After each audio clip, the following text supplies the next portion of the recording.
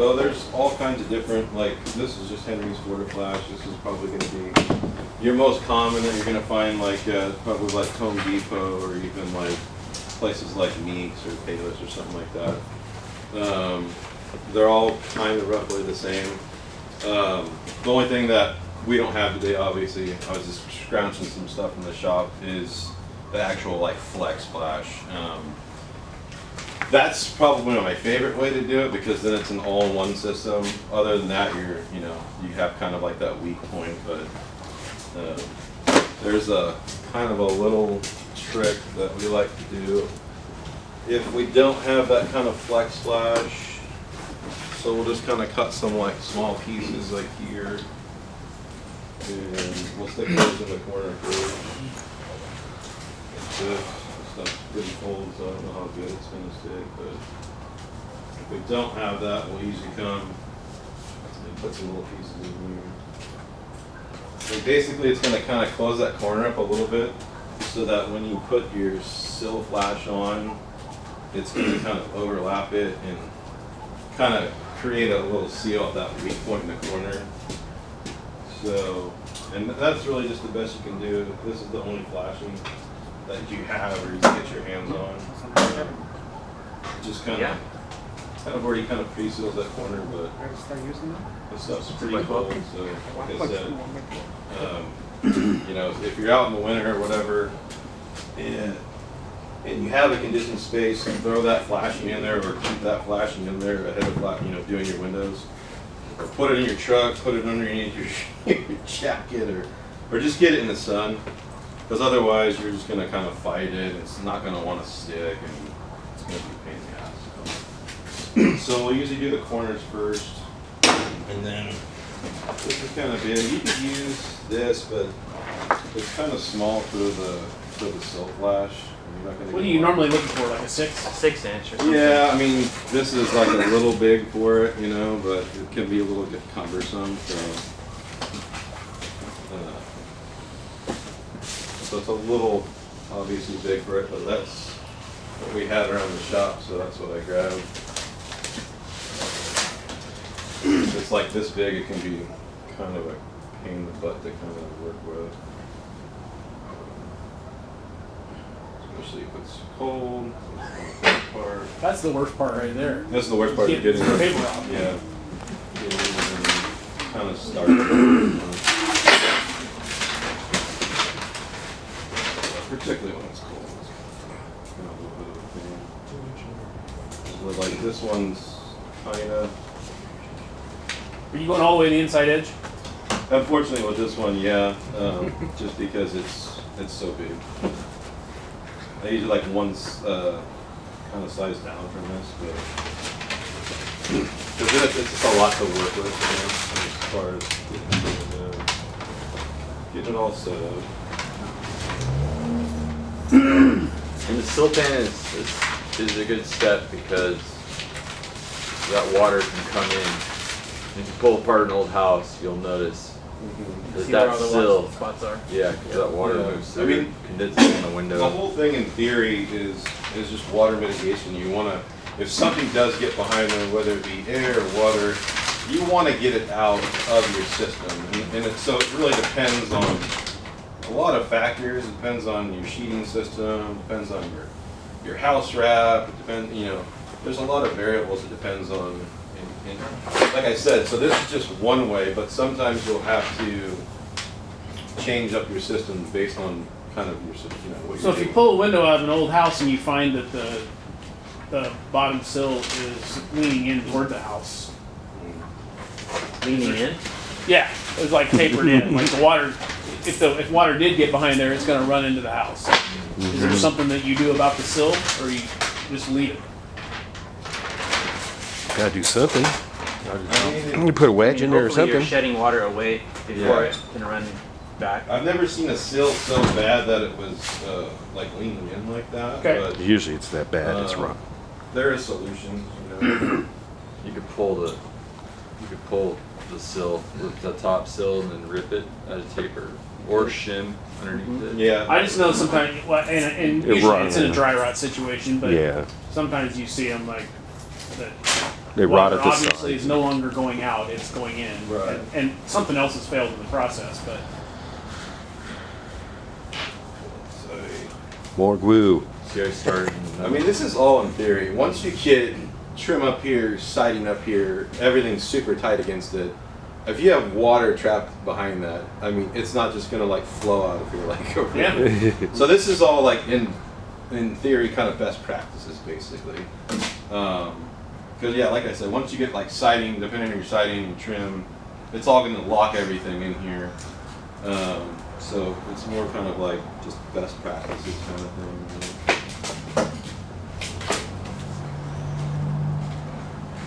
So like I said, we put those little pieces in there. It kind of already creates, kind of closes that little weak point, that little corner. Kind of like, you know, once this is all really nice and warm, that kind of seals up that little corner pinch point right there. So I find those little strips to be kind of helpful in dealing with that. If all you, like I said, all you can get your hands on is this type of flash, and you can't get your hands on any of that like flex flash. This is kind of the way that we kind of combat that little weak corner right there. So that's a pretty big flash. But, you know, we'll fight all the time with like Stecco guys because this is the way our system works. And the Stecco guys come in and they just paper right over your shit.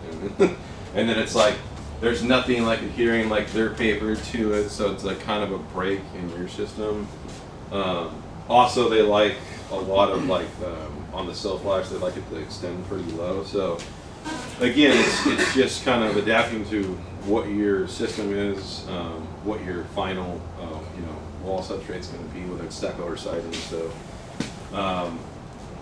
you just kind of take it as it is and kind of what you got going on. So after we do the sill flash, then we are ready to install the window. Obviously, we're not going to do sealant. I usually don't do sealant, especially with the type of windows that we're using. But you can, it's not bad to go overkill, but for the sake of taking this thing apart again, I'm not going to put sealant on this thing today. Pretty much did the house wrap cut exactly like he did. I don't do the fully adhered system. I like to kind of do like what he's calling the half adhered. In the past, we've also carried it around, and you know, I kind of forgot that tip. But this is a good tip. So we're kind of doing the half adhered where we wrap around. So you'll start with basically like an eye cut, top, cut down the center, fold over your edges. I secure it here, cut this down the middle of the stud, and then tape it. This is basically a Tyvek tape, but it's you get this from like Meeks. It's like way stickier than Tyvek. You will not get it off anything. So it's okay just to do this. You don't have to actually flash this with house wrap. You can just use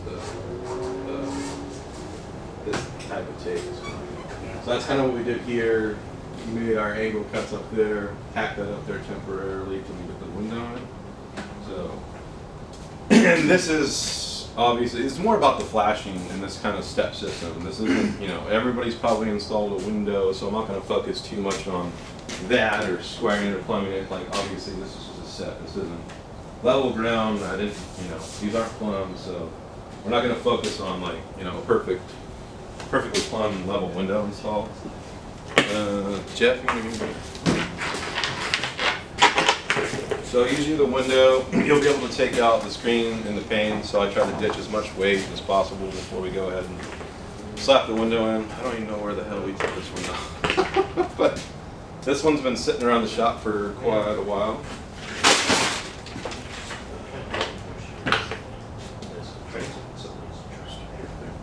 So, you can use nails, fasteners if you want, but in the winter especially, it's kind of a pain, and it's always a risk unless you're really good with a hammer that you're going to damage the flange or crack the flange or hit the window.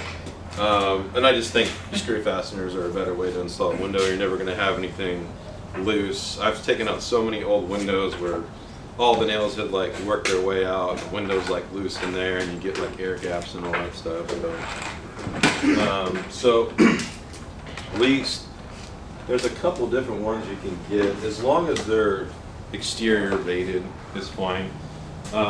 We've over the years struggled to find like the most flat, like washer head ones that we can get. GRKs are pretty good. Stacks is another good one. We were calling them wafer heads. Spax is another pretty good one, but that's about like the finish you're gonna get on the wafer head ones. But I found these, they're Simpsons.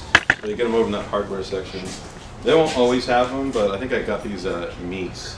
But these are like some of the thinnest like profile, and that's what you want. Because other than that, you're trying to like curve the back of your trim, which is, you know, it's not bad if you're using wood, but most of the time we're using like Allura or fiber cement now, and obviously you're not going to want to curve the back of fiber cement board. So we're trying to get as thin as possible. That's why usually you'll see like people with like roofing nails or something like that. So let's go ahead and stop it. And watch it not fit now that I got it clean. I did dry fit it, so it was good as of yesterday. The temperature changed. It's like a quarter inch or so. 4 inch over there. Yeah. So, you know, like I said, we're not going to focus too much on the install part of this, because there's good resources for that, and I think we've all done it, but you saw in the video basically how he was checking, you know, you want to check your inside reveal, you're going to check your level, you're going to check your plumb. So we're not going to focus like too much on that, but. Are we gonna put the window in? Huh? Are we gonna put the window in? Yeah. Ready to plumb it? Yeah. We're just going to tap them up right now.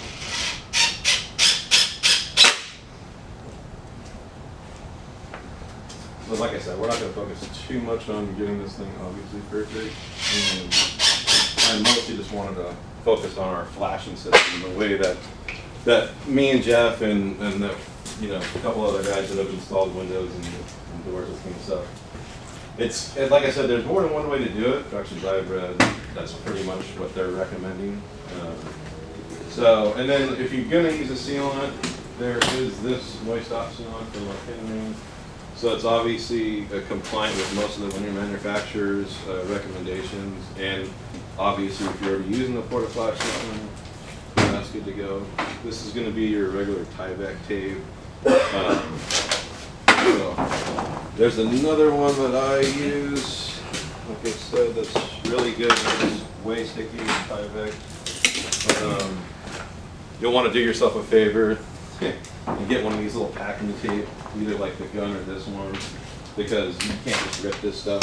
It's like it's pretty strong. So that'll make your life a lot easier. And I'm forgetting my ladder. Who's really tall?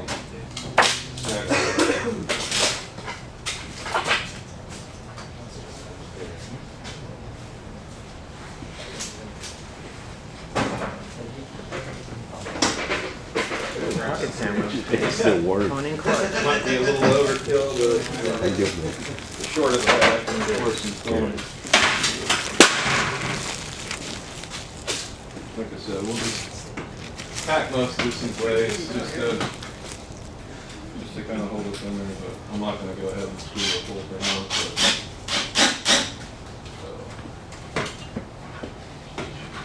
And then we'll do, so you're going to do your cell flash first, and then you're going to do your side flashings.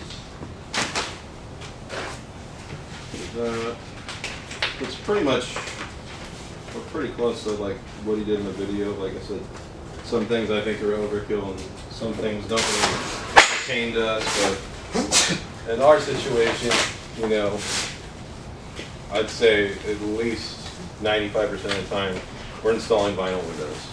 You know, from a big box store or from, you know, directly from Milgard, from one of our distributors, but they're mostly going to be vinyl windows. So I'm not worried about this corner connection. It's all one molded like piece. So we don't usually bother like trying to wrap up into that. We just go like straight to it, that, you know, and you don't have to really mess with that too much, so. I mean, you could, it's nice sometimes to measure all this stuff out. You know, you could usually just measure your window and then add your whatever width you have on your flashing. It makes it a little bit easier. Or you could just run it long and cut it, you know, it's really up to you guys how you want to do that.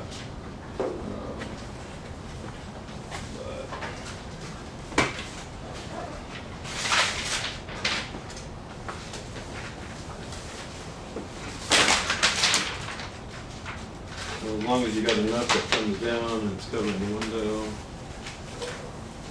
This stuff's still really cold, so like I said, you really want to make sure this stuff's heated up because it does not play nice when it's really cold. And then you'll come back like the next day and most of all your stuff will be, you know, torn off the wall. And that kind of sucks. That's not fun.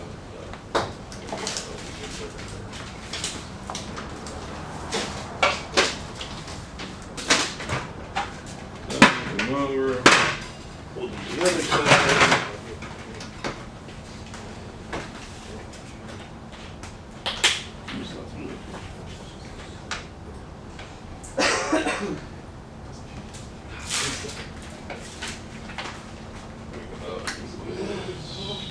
That corner's cracked, so that's going to be good.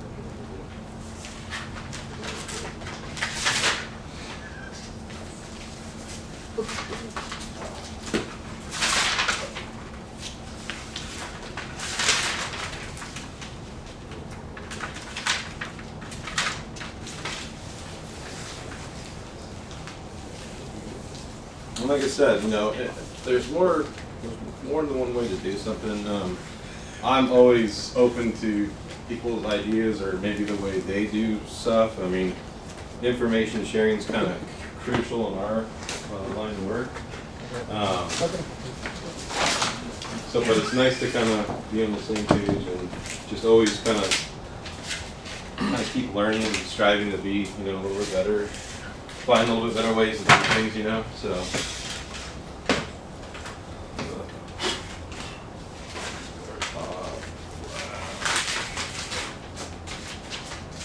Stuff is frozen. You were on the ladder for what you got now? On the bigger one, though, it's nice if you have like 2 people, you know, Tall guy. kind of help you out. Or tall guy, yeah. Where's Kathy? Right.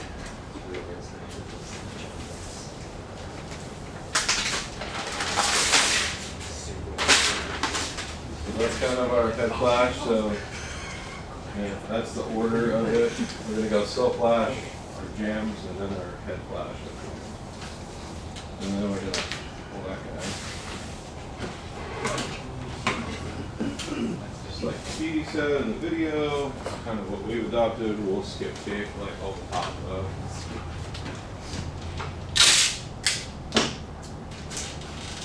Yeah, this stuff's super sticky. Yeah, careful where you put it, but we want to make sure we get that taped up. Don't skip taping. Don't skip it. So as you start solid, like all the way over here. Just kind of work our way down. There's not really a right or wrong, just as long as you got some good skips in there. Every once in a while. Like I said, I mean, it's all in theory. Like, once you get trim siding up, you get like stuff behind there. I don't really foresee it like getting out of there, but this would give it, if it did happen, this would give it its best chance of getting out of your wall system and your air barrier system. Like you said.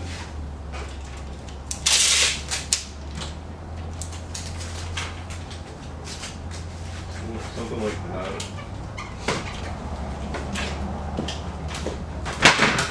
And I always said, I'm not going to focus on the insulation. Obviously, we would put our window in here, you know, make sure it feels good. make sure we don't have any bowing on the sides with tops, dial that in, you know, install the window correctly, but we're not gonna focus too much on that, just basically this flash system in conjunction with our house wrap. So that's the system that we've been using for a while, and I think it works good, and I think the theory and practice behind it's sound. So that's what we've been doing. So they just kind of wanted me to walk over. Like I said, you know, whatever you're comfortable with doing, as long as we end up with the same kind of like goal, right? But it is nice to kind of like have a kind of the same kind of thing going on, so that if we do have a problem with the windows, we can kind of pinpoint, hey, like how did you do it? What kind of system did you use? Like, do we need to change something? So it's kind of good to at least be on the same kind of mindset or the same kind of opinion on how to go about flashing windows. So, you know, same things kind of for like exterior doors, things like that. So, and normally what we do after the fact, once the window's all in, we would come and we'd do a low expansion like foam to seal in any gaps that are in here on the inside of the window. I think it will use like caulking.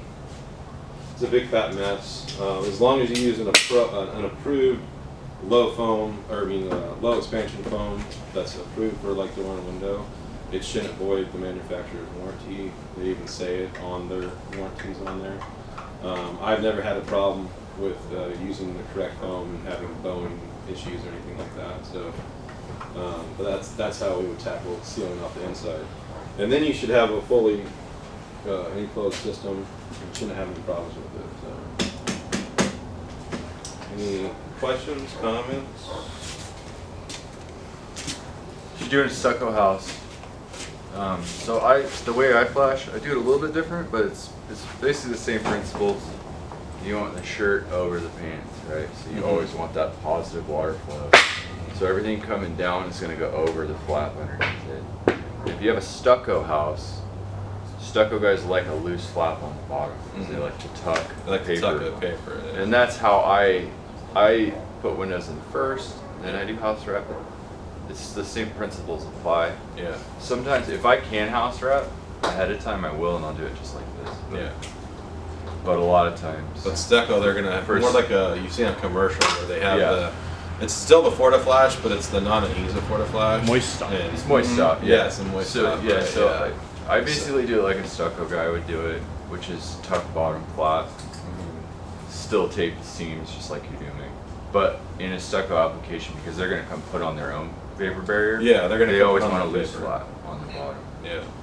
So there's And like I was saying, that's where we kind of get into a different thought process and kind of where we not necessarily gotten in trouble before, but it's one more step that they kind of have to do because they're going to put their 30-minute building paper right on top of our whole system. oh, so you're still house wrapping. Yeah. Okay. Yeah. But that being said, we have to work in kind of tandem with the stucco guys and kind of more of a system like you use basically so that they can wrap their building paper is underneath ours.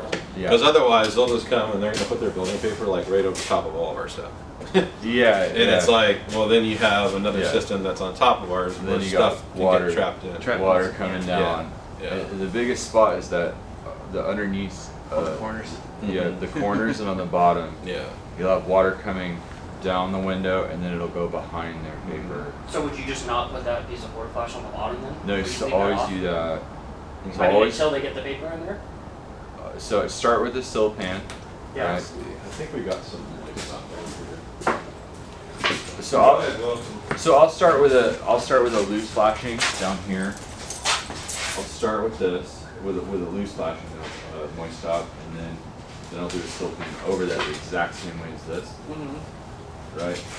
But the only difference is what he does up on the head, I do on the bottom. And I'm just like pretty much every stucco guy is gonna tuck. They're gonna tuck their paper up behind that moist stop flash. So basically it's the same thing but on the bottom. So when water's coming down the window, the entry point can be right there, right? Right. So the idea, and this is just the way I was taught, I actually like this. This is great. I might do this next time, you know. You always learn new things, but the idea is that water's gonna come down, and they like a loose flap so that when they put their craft paper and wire under it, they can tuck that paper behind your loose flap. So you're saying that your sill pan goes on top of your moist stop? Yes, And then it acts as, when they're here, Yeah. it acts as one. Exactly. Gotcha. Exactly.